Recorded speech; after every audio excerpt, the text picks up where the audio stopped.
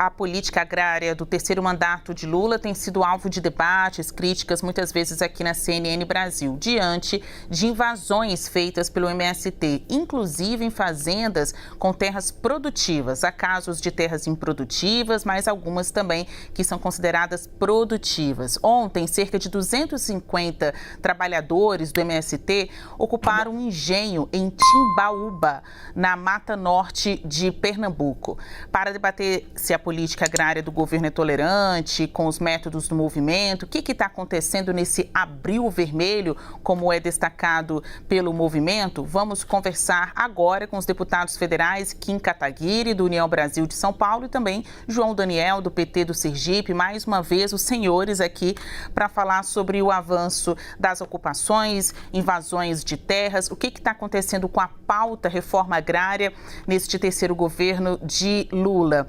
Eu vou passar a palavra, vou começar pelo João Daniel, para que ele traga aí o panorama desse abril vermelho, porque é um mês historicamente considerado de mobilização do MST, mas também é significado, né, de ameaça ao produtor rural, a proprietários de terras que acham que é o mês das invasões. João Daniel, deputado, é o mês das invasões de terras? Olha, primeiro cumprimentar você, Basília, e cumprimentar o meu colega aqui, e dizer que o mês de abril é um mês que se realiza manifestações, mobilizações, quando se faz o aniversário de 27 anos, neste ano, no dia 17 de abril, do massacre de Eldorado dos Carajás, que, aliás, passou a ser uma homenagem internacional da Via Campesina e de todas as organizações do campo no mundo como um dia internacional de luta em defesa da reforma agrária, em defesa da vida. O que está ocorrendo no Brasil neste momento não há nada de grave, é uma normalidade de todos os anos de luta, mobilização. Nenhum proprietário rural que produz, que respeita a questão trabalhista, ambiental, deve se preocupar. Todas as áreas são áreas improdutivas e são manifestações pacíficas que os movimentos do campo realizam com o grande objetivo de cumprir uma meta que o Brasil nunca realizou, que foi a reforma agrária. E não é um governo que vai fazer.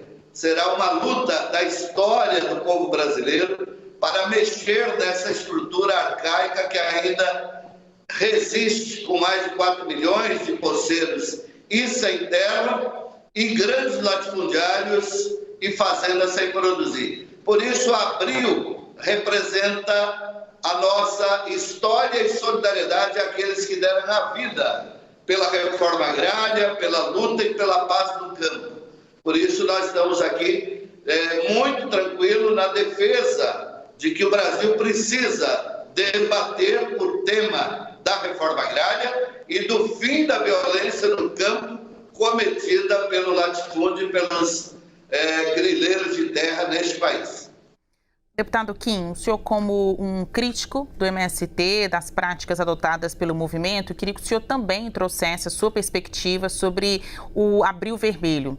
Como o senhor vê esse mês que é considerado de mobilização, de debates sobre reforma agrária, sobre fome no Brasil? O senhor, que é um crítico, vê assim?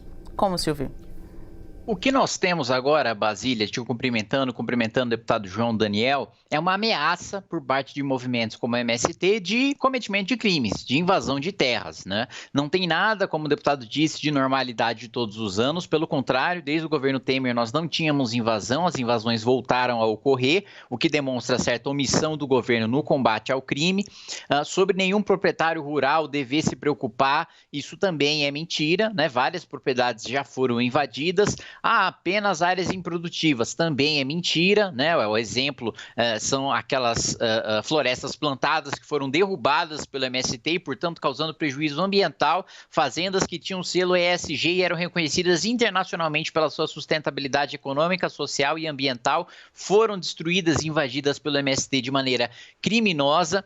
Sobre reforma agrária, o PT teve 13 anos para fazer reforma agrária, no final só distribuiu terra sem nenhum critério e sem se preocupar com a produtividade da terra distribuída. E em razão da violência do campo, bom, eu vou utilizar aqui dados das CPIs que aconteceram em 1990, 2016 e decisões da Justiça Federal, do STJ e do STF, que consideraram que o MST utiliza de ameaça, de invasão, de chantagem, de extorsão e de uma série de outros crimes para promover a violência e para tentar obter, né, títulos de terra por meio da força, por meio do crime, não da negociação e não da reforma agrária legítima. Só para dar um exemplo, o governo Dilma distribuiu 88 milhões de hectares para a reforma agrária. 4 milhões de agricultores familiares ocupam hoje 80 milhões de hectares. Ou seja, ela distribuiu 88 milhões de hectares para 1 milhão de pessoas, quando 80 milhões de pessoas, né, quando 4 milhões de pessoas ocupam 80 milhões de hectares. Né? A conta não fecha. Um exemplo é a cidade de Novo Mundo, em Mato Grosso, onde a população rural é de 4.500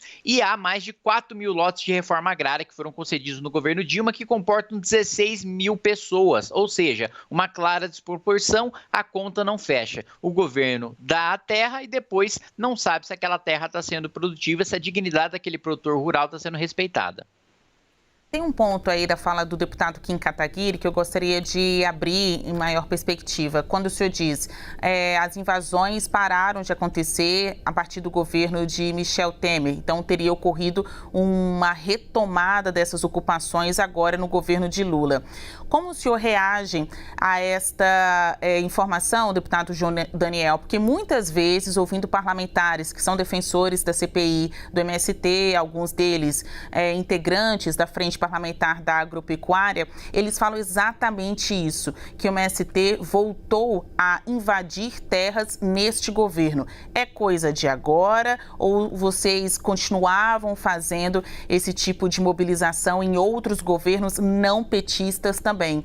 E eu trato este tema com o senhor, deputado federal, porque o senhor também mora em um acampamento, né? O senhor mora dentro de um acampamento do MST, então está intimamente ligado a este movimento. Vocês pararam de ocupar terras em outros governos e voltaram agora neste? Olha, Basília Moro, sou assentado com muito orgulho e resido no assentamento. Na verdade, eu fico olhando um jovem como Kim, que deveria ter umas ideias brilhantes da defesa da democracia, da defesa da reforma agrária, e tenta criminalizar aqueles que são vítimas da violência perversa do latifúndio no Brasil. O Congresso já teve 2 CPI contra o MST, nunca tiveram nada não aprovado. É só você ler o relatório de cada CPI do que foi encaminhado para o Judiciário. O MST é uma organização séria, comprometida, nunca cometeu crime algum. O que há por trás de toda uma grande armação dos setores conservadores do campo brasileiro que querem que o governo do presidente Lula não tenha políticas de reforma agrária. É muito importante compreender que é normal e natural que haja ocupações e mobilizações mais no governo do presidente Lula do que no governo Bolsonaro e Temer. Aliás, quem financiou o golpe do Temer foi o grande latifúndio, quem financiou a candidatura e o governo de Bolsonaro foi o grande latifúndio, a grande grilagem de terra. É só ver como foi a política de Bolsonaro para a questão ambiental e para a questão agrária. Ele trouxe aqueles que deveriam ser condenados por crime no campo para dirigir a política no campo. Então é normal, natural, que todos os movimentos no governo Lula tenham esperança de lutar, de acreditar. Repito, Basília, e ao Kim e a todos que nos acompanham. Só tem medo das mobilizações e ocupações do campo aqueles que têm grandes extensões de terra que não produzem, ou que grilaram, ou que não respeitam o meio ambiente, ou que têm trabalho escravo. Quem produz, cuida dos direitos trabalhistas e da questão ambiental, sabe que o MST não ocupa e muito menos invade. Por isso eu quero parabenizar todos os movimentos do campo que pacificamente retomam a esperança no Brasil de ver o governo Lula recriar o Ministério do Desenvolvimento Agrário, ver voltar o debate da importância da produção de alimentos saudáveis e de ter uma reforma agrária ampla, forte e grande nesse país. A presidenta Dilma teve muita dificuldade na reforma agrária. O Kim tem conhecimento, o próprio TCU barrou a implementação de todos os créditos no segundo mandato da presidenta Dilma, numa ação que foi reconhecida pelo STF como ilegal, que era tentar impedir o pagamento de crédito. Aliás, tem crédito ainda no íntegro do tempo da presidenta Dilma, porque foram tão incompetentes, Bolsonaro e Temer, que além de cortar o orçamento, não gastaram partes do que tinham. Aliás, foram os governos, depois da ditadura militar, os mais irresponsáveis com a agricultura familiar e reforma agrária da história do Brasil. Deputado Kim, eu dei a oportunidade do deputado João Daniel rebater esta informação sobre não terem acontecido invasões em outros governos, e eu também lhe darei a oportunidade, o senhor como um defensor da CPI do MST, contrário ao movimento, de rebater, enfim, apresentar os seus pontos sobre uma outra informação que tem a ver com o seu grupo. É verdade que a Frente Parlamentar da Agropecuária ou que os defensores da CPI do MST não querem saber de reforma agrária no Brasil? É mentira, mesmo porque, primeiro ponto, defesa da democracia, eu defendo a democracia e a democracia pressupõe o império da lei. Não é um movimento privado que define se uma propriedade está cumprindo lei trabalhista, lei ambiental, lei tributária, qualquer lei que seja. É o poder público que define, né? Senão a gente está no império do arbítrio. Senão aí sim a gente está numa ditadura ou a gente está numa anarquia. Defesa da democracia pressupõe a lei e a lei é aplicada pelo poder público, não por um movimento privado. O segundo ponto, né, sobre a reforma agrária. O governo Temer, em 2 anos, né, de governo, deu mais títulos de propriedade do que o PT em 13 anos. Então, e isso foi apoiado pelo setor do agronegócio, né? Para além disso, eu li o relatório da CPI e é mentira que o relatório da CPI não encontrou nada, né? Na verdade, houve indiciamento. O que é o indiciamento? É quando há indício de materialidade e autoria do cometimento de crimes. Portanto, sim, houve nas 2 CPIs a conclusão de que há indícios de cometimento de crimes por parte do MST e de diversos agentes políticos ligados ao MST, né? Foi constatada a omissão do governo para reintegração de posse e a ação criminosa do governo para titulação fraudulenta, e inclusive com atuação de partidos de esquerda. A conclusão de ambas as CPI é de que o MST é um grupo violento que ameaça, espanca, destrói plantações e maquinário, especula terras, trabalha em conluio com cartórios, opera uma indústria fraudulenta de posse por meio da cooptação do INCRA, que é justamente o que o MST está reivindicando agora,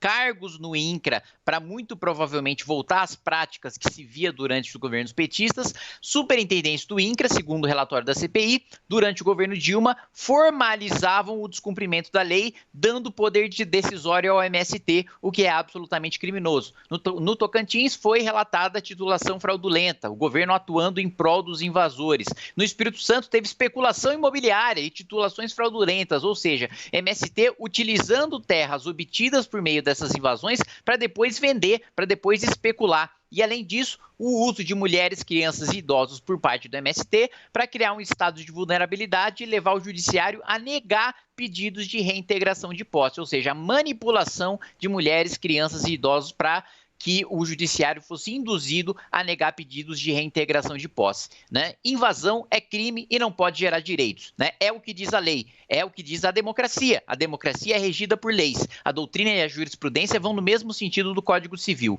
Só é justa a posse que não for violenta, clandestina ou precária. E essa é uma legislação que permanece em vigor até hoje.